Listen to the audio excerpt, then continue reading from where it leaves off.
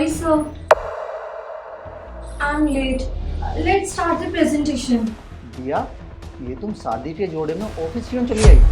Actually sir क्या है ना, 2 घंटे बाद ही मेरी शादी है, तो मैंने सोचा क्यों ना यहाँ प्रेजेंटेशन देकर मैं डायरेक्ट मंडप में ही चली जाऊंगी। और वैसे भी सर आपने ही तो कहा था क्लाइंट बहुत ज़रूरी है, तो प्रेजेंटेशन इम्पोर्टेंट है। हाँ बोला था, लेकिन ऐसे थोड़ी ना आने के लिए बोला था तुम्हें। अब सर ना आती तो मैं फिर फेरों के लिए लेट हो जाती, और सर शादी का क्या है, वो तो मैं कभी भी कर सकती हूँ ना। और सर आपने ही तो बोला था कि मीटिंग ज़्यादा ज़रूरी है।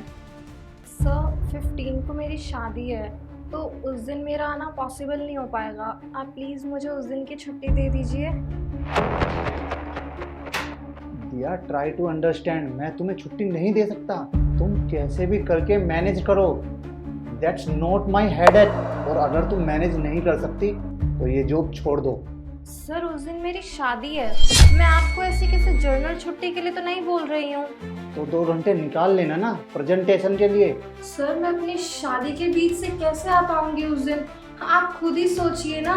शादी तो ठीक है, पर ये प्रेजेंटेशन कंपनी के लिए बहुत इम्पोर्टेंट है, और ये प्रोजेक्ट कंपनी के लिए बहुत बड़ा है।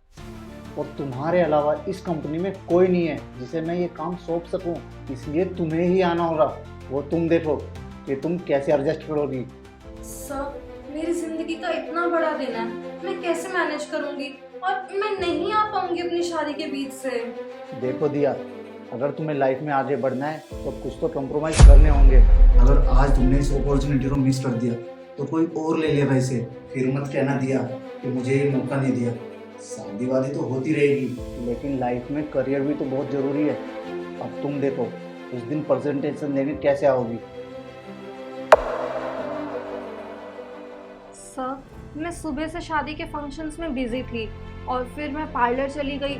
2-3 घंटे मुझे वहाँ रेडी होने में लग गए, तो बस मेरे पास सिर्फ यही टाइम बचा था। जब तक बारात नहीं आती मैंने सोचा क्यों ना आके प्रेजेंटेशन दे दूँ। और सर अगर मैं यहाँ ऐसे तैयार होके ना आती तो फिर शादी के लिए लेट हो जाती, तो इसलिए मैं ऐसे ही आ गई। तो सर बिना किसी देरी के प्रेजेंटेशन स्टार्ट करते हैं, लेकिन उससे पहले मैं एक बार अपनी मम्मी को कॉल करके बोल देती हूँ। अगर मैं लेट हो गई तो वो वहाँ सब मैनेज कर लेंगी। हेलो मम्मा, क्या आप एक बार पंडित जी से पूछ लोगे कि मेरे फेरे 2 घंटे लेट हो सकते हैं? वो क्या है ना, यहाँ अभी तक प्रेजेंटेशन स्टार्ट नहीं हुई है, तो मुझे लेट हो जाएगा। नहीं mummy, try to understand, presentation देना बहुत ज़रूरी है। अगर मैंने प्रेजेंटेशन ना दी तो मेरे बॉस को बहुत ज़्यादा लॉस हो जाएगा। प्लीज़ मम्मी जी, आप पंडित जी से बात कर लो ना ज़रा। दिया please cut the call. Mummy मैं ना आपको बाद में कॉल करती हूँ, मेरे बॉस मुझे बुला रहे हैं। जी सर। दिया तुम जाओ, यहाँ मैं संभाल लूँगा। नहीं सर, मैं ऐसे कैसे छोड़ के जा सकती हूँ? आप मेरे बिना सब कैसे मैनेज करेंगे? आपने ही तो कहा था ना कि मेरे लिए बहुत बड़ी अपॉर्चुनिटी है, तो मैं इसे कैसे मिस कर सकती हूँ सर? मैं आपको कह रहा हूँ ना, आप जाओ, यहाँ मैं कर लूँगा हैंडल। अभी तुम्हारा शादी में जाना इम्पोर्टेंट है। यही बात तो मैं आपको समझाने की कोशिश कर रही थी सर, कि मजबूरी लाइफ में कभी भी किसी को भी आ सकती है। कल को क्या पता आपकी फैमिली में कोई मजबूरी आ जाए सर, अच्छी बुरी, तो सर आप भी तो अपने सारे काम छोड़कर जाएंगे ना। सर आप बॉस हैं, तो अपने एम्प्लॉयज़ के लिए सारी सिचुएशंस को इतना मुश्किल क्यों बना देते हैं?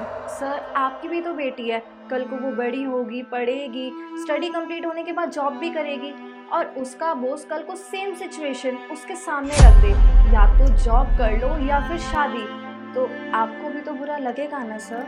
आई नो, मैंने बहुत गलत किया तुम्हारे साथ, और अपनी इस गलती को सुधारने के लिए मैं तुम्हें 1 महीने की छुट्टी देता हूँ। जाओ अपनी शादी अटेंड करो और इंजॉय करो। Wish you very happy married life.